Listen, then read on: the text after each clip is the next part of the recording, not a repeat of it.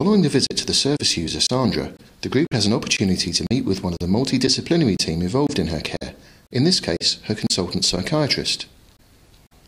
The meeting lasts for approximately an hour, and the group has the opportunity to explore in more detail issues raised during the service user interview to assist them in completing her care plan. Could I trigger another mental health assessment? Could I ask her GP and a social worker to join me at home? Yeah, I think that's a good idea.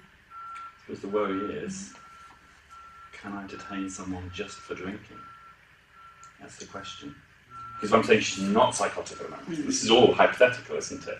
But I suppose in your care plan you need to think about the best and the worst scenarios, actually. Drinking that triggers the hallucinations and those thoughts she used to have, it was caused by drinking. Most probably she'll start to see those things again. She keeps drinking. I can't, hand on heart, I can't say definitely that she'll become psychotic again. And I can't say if or when she'll become psychotic again. So I would be detaining her. And then what would I do with her on the ward? How would I manage that? You can't detain somebody on the possibility that at some point they may become psychotic, because she may not. You have to detain Because we don't be in wards. But isn't she at a greater risk of becoming psychotic? Oh yeah, she's at greater risk, isn't she? But I think the answer is like, I couldn't detain her just for drinking. Okay. And let's be honest, if she had not become psychotic, if this hadn't happened, I would have never got to see her. I'd have never seen her, and this would have, all of this mess would have carried on, and all of this mess carries on in lots of families, in lots of situations that we don't, any of us in any of our professions ever get to see or hear about. So this is one of the problems of being a professional, that you have to tolerate a lot of uncertainty.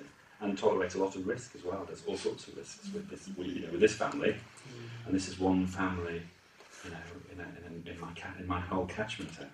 I mean, there was the issue, of course, of the violence between the two of them. How are you going to tackle that? What are you going to do?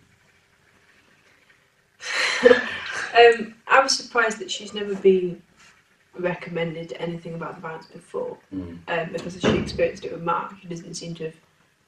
She's never worked with any of the domestic violence charities. Or any of the women, or anything like Women's Aid, that would have helped her move away from Mark and helped her set up. Yes. She did it on her own with the support of her mother, and I didn't think she's dealt with it from Mark, and now it's happening with Paul. Yes.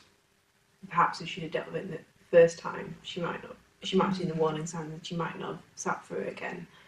But I don't know if she sees it as domestic violence. She never actually named it as domestic violence. She was quite to find that it was between the two of them, and even when it was a Mark, he wouldn't call it domestic violence. He was violent after a lot of questioning. It was not something she volunteered.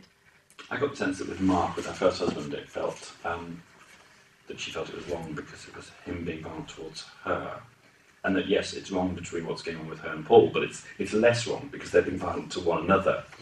But it is still domestic violence.